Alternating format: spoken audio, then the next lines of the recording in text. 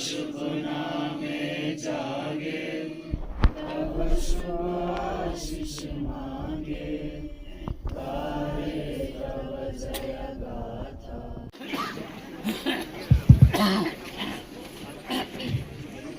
Honorable Chief Guest, Dr. B.D. Mishra, Lieutenant Governor of UT Territory of Ladakh, Panchayati Raj Department, UT Ladakh, Ms. Shashanka Ala, Honorable Executive Councillor, Shri Tashi Namgyal Yakzi, under the inspiring leadership of our Honorable LG, Dr. B.D. Mishra, and the unwavering support from CII and HDFC Bank, we are taking a significant step towards sustainable waste management. This initiative will bring transformative change to the Kharu and Chushod block.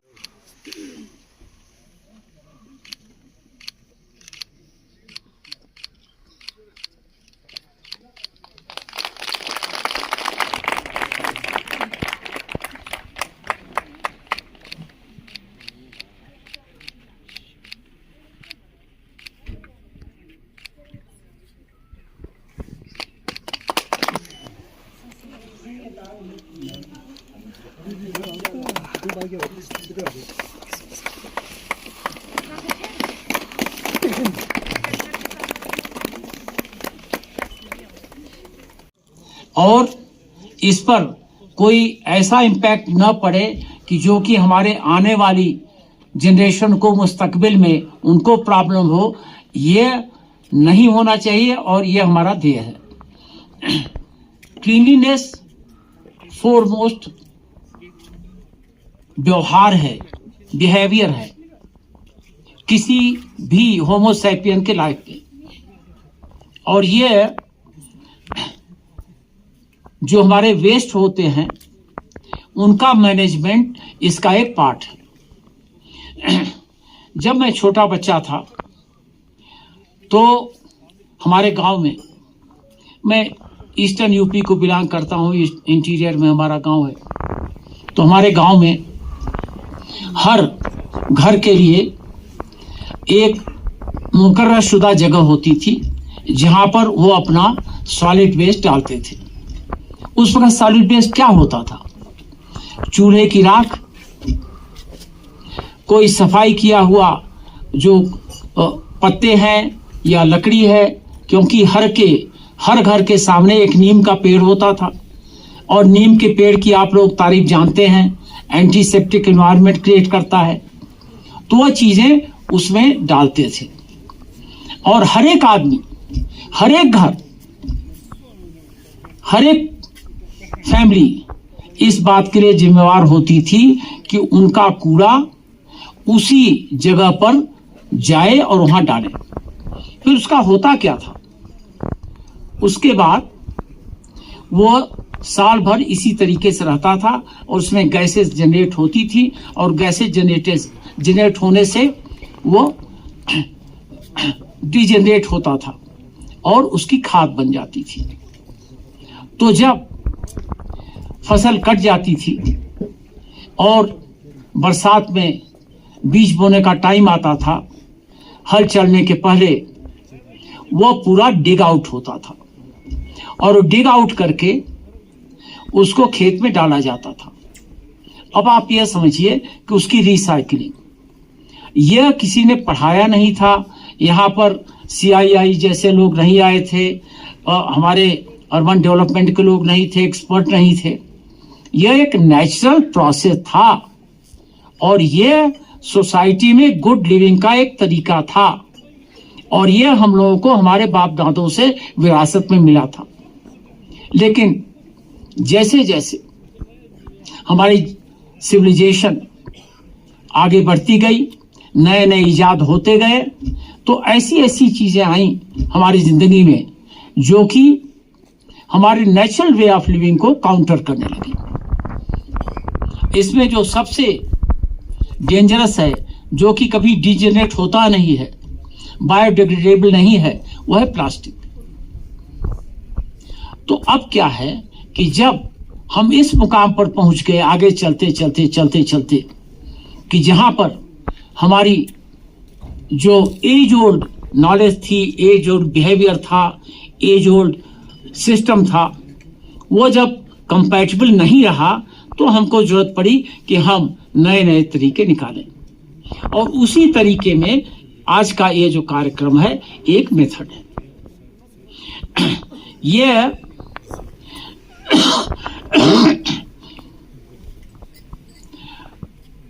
बड़े initiative हो रहे हैं और corporate social responsibilities में HDFC आगे आया है, CII आगे आया है, हमारे 2 गांव में प्रोजेक्ट चल रहे हैं, और मुझे पूरा उम्मीद है कि जब ये लोग हमारे मदद में आगे बढ़ रहे हैं तो हमारा कर्तव्य है, हमारा सबका, हर सिटीजन का कि हम इसमें कोऑपरेट करें और सॉलिड वेस्ट मैनेजमेंट को हम सफल बनाएं।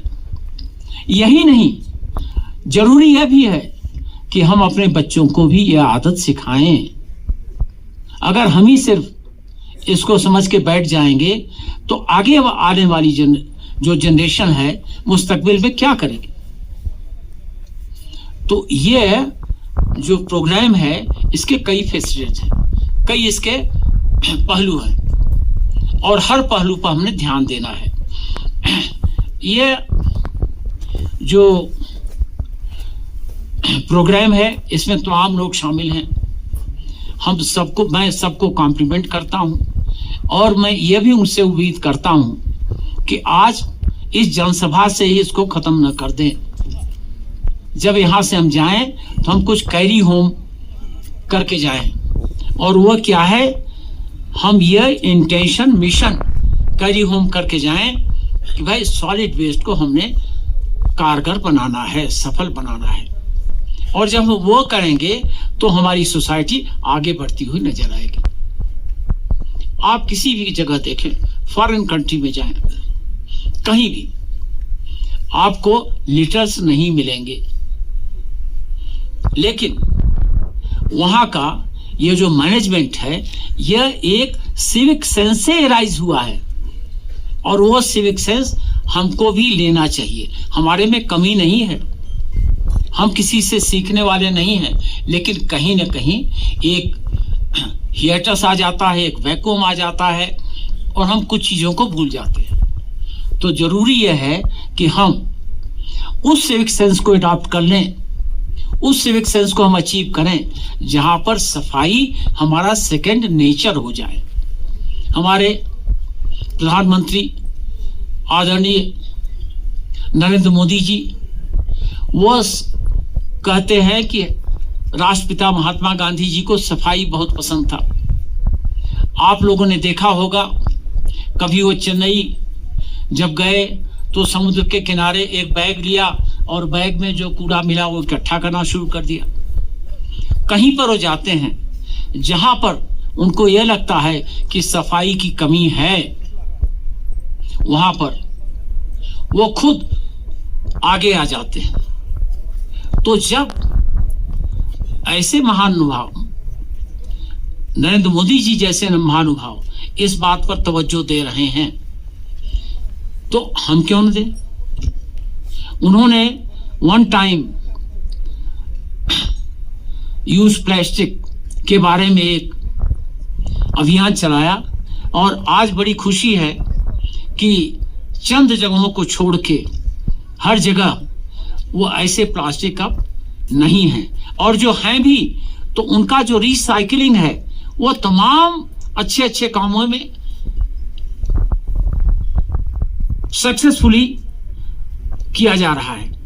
मुझे ताजुब हुआ, ये प्लास्टिक सड़क बनाने के काम में आ रहा है, घर बनाने में इंसुलेशन में काम आ रहा है। कहने का मतलब यह है कि मित्रों, ये हमारे हाथ में है और आपके हाथ में है। हम अपने को कहां ले जाके किस पायदान पर खड़ा करना चाहते हैं।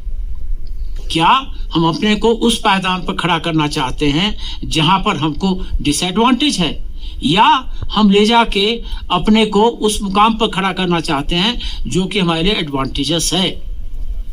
मुझे पूरा यकीन है कि आप लोगों का जवाब ये होगा कि हाँ, हमको आगे बढ़ना है, हाँ हमको हेल्दी रहना है, हाँ हमको साफ रहना है, हाँ हमको सॉलिड वेस्ट का मैनेजमेंट ठीक करना है और उससे बड़ा हमको लद्दाख को आगे बढ़ाना है। मेरा जो एक सपना है वो ये है कि अगले 5 साल में हर दृष्टि से हमारा लद्दाख पूरे 8 यूटी में नंबर 1 यूटी बन जाए। मुश्किल नहीं है। जब हमारा भारत देश कहाँ कितने पीछे इकॉनमी में था, अभी आके वो 5वें नंबर पर खड़ा हो गया। मोदी जी हर दिन खड़े हो कहते हैं मैं इसको 3रे नंबर की वर्ल्ड इकॉनमी बना के छोड़ूंगा।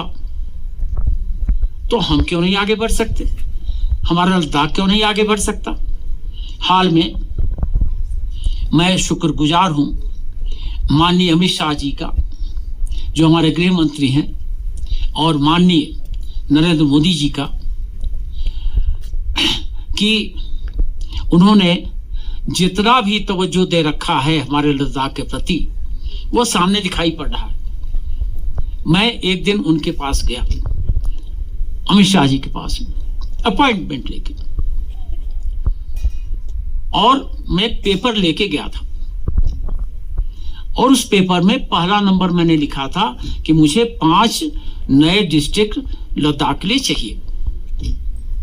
2-3 बातें और थी, जैसे कि हमारी जो सिंगल टेंडर की एक्सेप्टेंस की कैपेसिटी है वो बढ़ाई जाए और कुछ ऐसी और बात। अमित शाह जी ने वो पेपर हमसे ले लिया और पढ़ा, और पढ़ के हमारे उम्मीद के बियॉन्ड, मेरी उम्मीद के बियॉन्ड उन्होंने कहा सब एग्रीड। तो हमको 5 डिस्ट्रिक्ट मिल गया। और इससे फायदा क्या होगा, क्योंकि जब मैं यहां आया तो मैंने मैप पढ़ा, सब पढ़ा और देखा कि 59,146 स्क्वायर किलोमीटर तुम्हारी एरिया है, और हमारे पास डिस्ट्रिक्ट क्या 2 हैं। हेडक्वार्टर्स ऐसी जगह पर हैं कि दूर से आदमी चलता है तो बेचारा आते आते आते आते थक भी जाता है, पॉकेट भी खाली हो जाता है। तो ये जो हमारा एक स्पेशल स्थान है सेंट्रल गवर्नमेंट के निगाह में, उसका हमको फायदा मिल रहा है। अभी 20,000 करोड़ का 13 गीगावाट का एक सोलर एनर्जी प्लांट हमको मिल गया है। अब इसमें जब पूरा कंप्लीट हो जाएगा तो तकरीबन 1 लाख करोड़ का उसमें इन्वेस्टमेंट होगा। मैं बताना चाहता हूं कि मित्रों, वो बड़ी क्लीन एनर्जी होगी, उससे बड़े फायदे होंगे और रोजगार हमारे बच्चों को मिलेगा। और वो कंपनी कह रही है, सरकार कह रही है कि हम आपके लोगों को ट्रेन करेंगे जिससे वो टेक्निकल लाइन में भी वहां जाएं। तो अगर कोई ऐसा गलत र्यूमर फैलाए कि अरे भाई चरागाह चले जाएंगे, तो उसके लिए जब मैंने टेक्निकल स्टडी कराई तो मुझे यह पता लगा कि जो हमारे सोलर पावर के प्रोडक्शन के लिए जो पैनल लगेंगे, उसके नीचे मेरी भेड़, मेरी बकरी ये चर भी सकेगी और हम वहां पर फॉडर भी, चारा भी उगा सकेंगे, जो कि जाड़े के महीने में हमारी पूरी उस एरिया के आबादी के लिए वो काम में आएगी।